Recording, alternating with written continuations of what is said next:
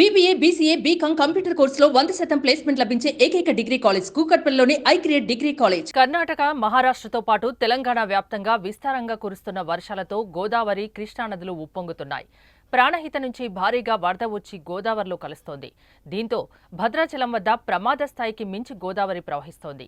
దిగువన ఇంద్రావతి, తాలిపేరు, కిన్నెరసాని నుంచి భారీగా వరద వస్తుండటంతో భద్రాచలం వద్ద గోదావరి ప్రవాహం క్రమేణా పెరుగుతోంది. ప్రస్తుతం భద్రాచలం గోదావరి నీటి మట్టం 51 అడుగుల వద్ద ఉంది. మరో 2 పాయింట్లు చేరితే మూడో ప్రమాద హెచ్చరిక జారీ చేయనున్నారు. ఇప్పటికే చెర్ల, దుమ్మగూడెం మండలంలోని పలు గ్రామాలు నీట మునిగాయి. మరోపక్క పర్ణశాల వద్ద ఉన్న సీతమ్మ నారచీర ప్రాంతంతో పాటు స్నానాల ఘాట్ పూర్తిగా మునిగిపోయింది.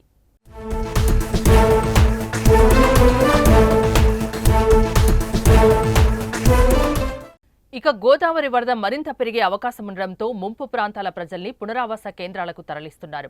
ఎగువన ఎస్ఆర్ఎస్పీ, ఎల్లంపల్లి ప్రాజెక్టులకు సైతం వరద ప్రవాహం క్రమంగా పెరుగుతోంది. వరద ప్రభావిత ప్రాంతాల్లో ప్రజలకు ఇబ్బందులు కలగకుండా అధికారులు చర్యలు తీసుకోవాలని కలెక్టర్ ఆదేశాలు జారీ చేశారు.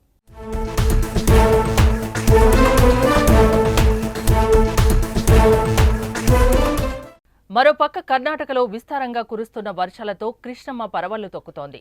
ఆల్మట్టి, నారాయణపూర్ ప్రాజెక్టులకు భారీగా వరద వచ్చి చేరుతుండగా గేట్లన్నీ ఎత్తి దిగువన విడుదల చేస్తున్నారు. ఆయా ప్రాజెక్టులను దాటుకొని జూరాలకు, అక్కడి నుంచి శ్రీశైలం ప్రాజెక్టుకు కృష్ణమ్మ ప్రవహిస్తోంది. నిన్నటి 1.69 లక్షల క్యూసెక్లకు, శ్రీశైలం ప్రాజెక్టుకు 96,000 క్యూసెక్ల నుంచి 1.74 లక్షల క్యూసెక్లకు వరద ప్రవాహం పెరిగింది.